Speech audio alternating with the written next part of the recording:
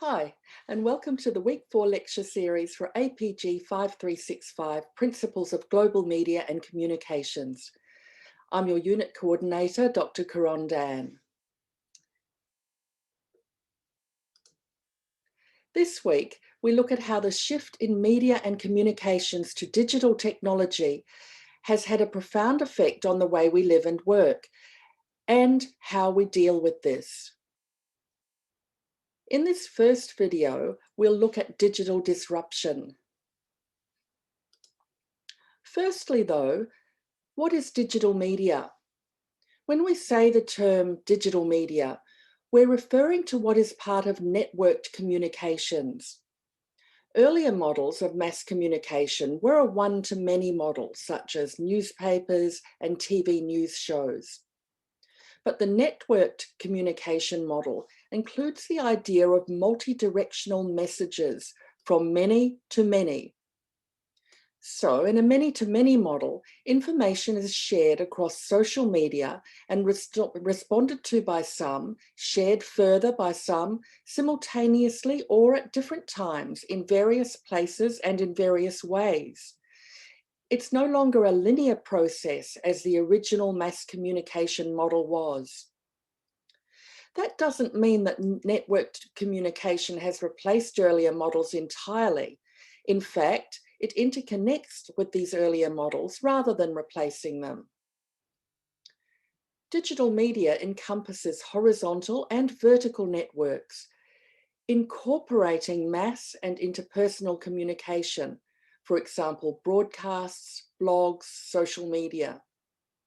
It may be distributed on a global scale, reducing barriers to access, participation, and control for users. In networked communication using digital media, there is greater interactivity between producers and users. Users are often consumers, also distributors and producers.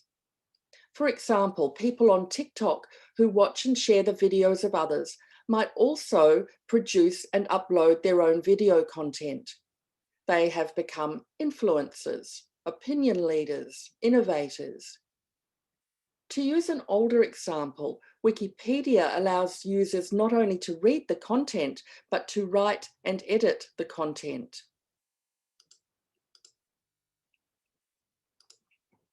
So, what is digital disruption? This is a term you'll hear quite a lot in communications and media studies. And it's not necessarily one with a negative connotation, as we would usually associate the word disruption with. Instead, it refers to the way new technologies and business models are transforming the old models. If companies don't change with the times, as the saying goes, they find themselves in trouble. As an example, think of photography. Companies that made cameras, lenses, films, and other equipment, and which then developed that film, used to be highly profitable. Kodak was the dominant company in its field globally for most of the 20th century. When digital cameras came in, no longer needing film or developing, it was a revelation for the user. Then cameras connected to the internet, and then the big one was that a camera became an app on a phone, and we no longer even needed a camera. Through all this, the former king of cameras, Kodak, refused to change with the times, and eventually the company declared bankruptcy in 2012. It recovered somewhat and the company is still around, but that happened only because it changed. It is now mainly a print systems and digital imaging systems producer. Of course, there is a market for digital cameras, particularly for professional photographers, even today, while some old school photographers still even use film cameras. But for the majority of people the world over, or at least the 45% or so with smartphones, the camera app on their phone is all they'll ever need. We can see a similar trajectory in companies that were leaders in print newspaper production until the end of the 20th century, after which there has been a steady decline in print media, in many, if not most, countries of the world. The lesson here is that you can't fight digital disruption. Instead, you need to figure out how to work with it, and for commercial media companies, how to monetize the new world of digital media.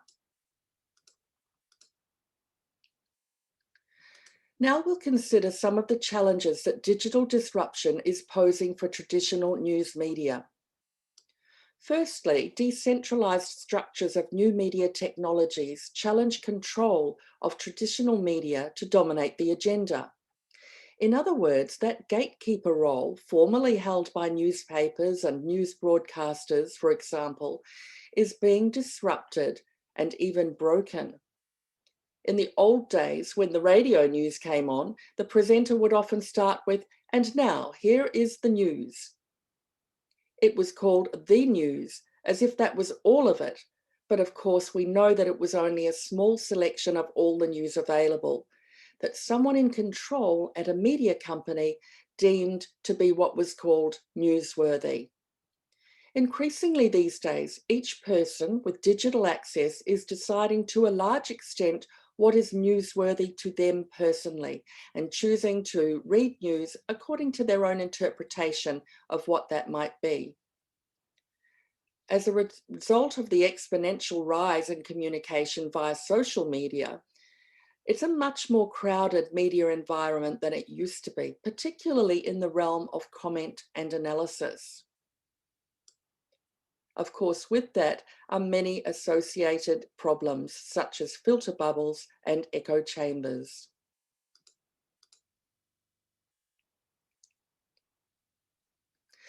We should also consider the rise of alternative journalism online and citizen journalism, in which social media apps and sites are used to break news by citizens, bypassing mainstream media altogether.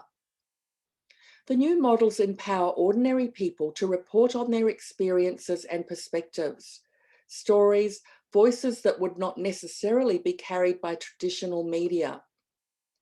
We hear a lot of negative critique of this trend regarding disinformation and misinformation, but there's also a positive side, such as the creation of new spaces for public and democratic participation and empowerment. Then again, some news organisations are looking to harness the power of citizen journalism and make a kind of hybrid model, combining it with professional journalism. So what they're doing is saying that professional journalists still matter. They're still crucial, but citizen journalism is a powerful force also, and the two are not necessarily diametrically opposed. There are also new technologies developing in virtual and augmented reality, which are being used by journalists to give readers the experience of what it might be like to be in the story. This is called immersive journalism.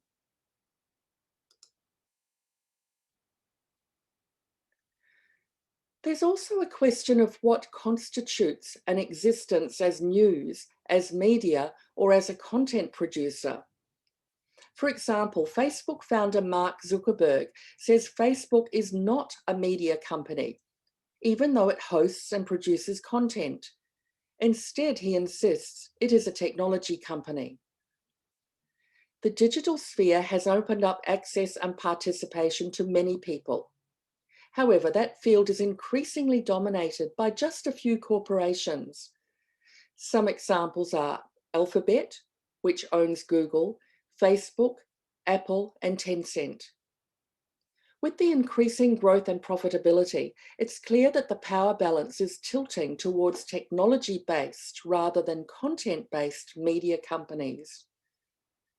Distribution platforms cut across national regulations and are winning global market shares, especially in advertising, while content-based companies struggle to compete. Here's an example. Alphabet, the company I mentioned before, that became the parent company of Google, set up in 2015, and Google has been around for more than 20 years.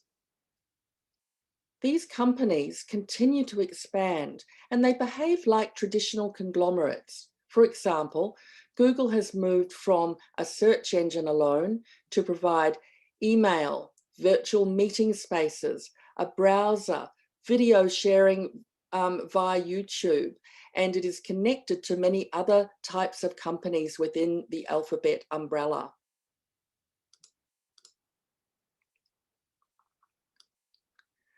Why then should we be concerned about the growing dominance of these new media corporations? Critical scholars such as McChesney argue that as these companies become ever bigger, profitability becomes the most important priority.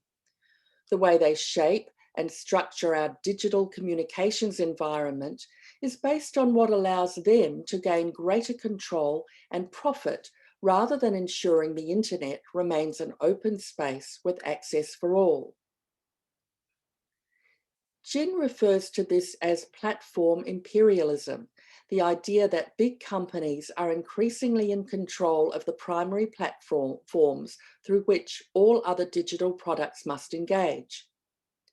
This results in a top-down, corporate-controlled ecosystem rather than the bottom-up democratic space the internet was meant to be in the minds of creators such as Sir Tim Berners-Lee, inventor of the World Wide Web and of URLs.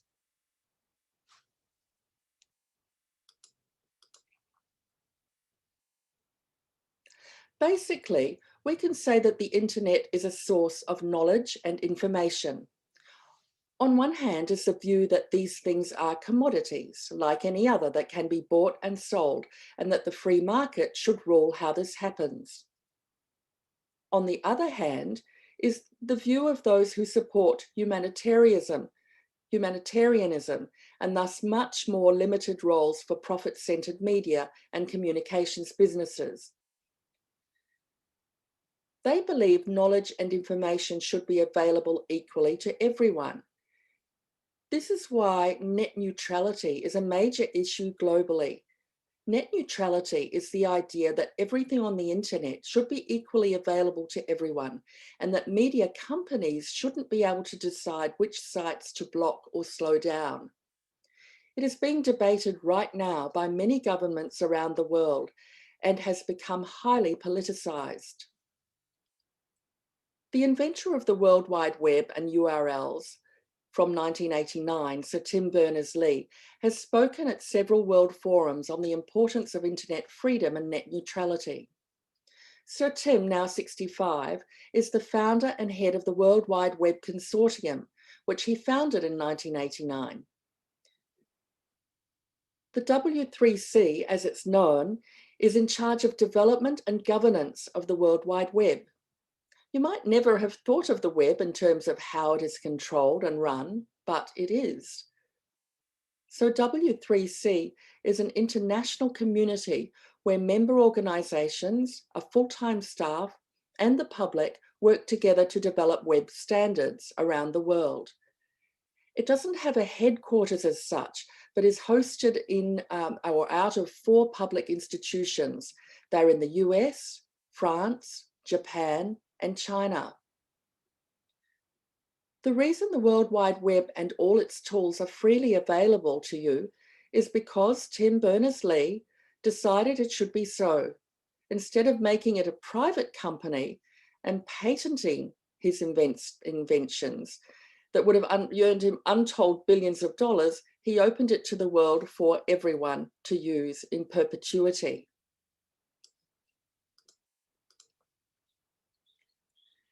In conjunction with the issues we've mentioned in this video, it's important that we also think about one of the key aspects in this drive towards the digitalization of everything, and that is the ongoing issue of the digital divide. This term, digital divide, means the gap between the haves and the have-nots. That is, those who have access to digital technology and those who either don't or have limited access for various reasons. While ICT, information and communication technology, has transformed global economies, We also need to explore the debate that systems of inequality in global wealth, education, and opportunities in every sphere are amplified by this digital divide. And it's not just about the ability to connect to the internet, but also increasingly about internet speeds. It's also about affordability and digital ability. That is, populations of people of all ages and socioeconomic backgrounds who have the chance to attain digital literacy so they can take full advantage of technology. As we continue on the path of embracing digital technologies, what does this mean for the billions of people around the world who, for various reasons, are not able to access those technologies? By embracing these technologies without thinking about issues of equity, are we in fact leaving those populations farther and farther behind? Something to think about this week is, how can we bridge the digital divide, or at least work towards it?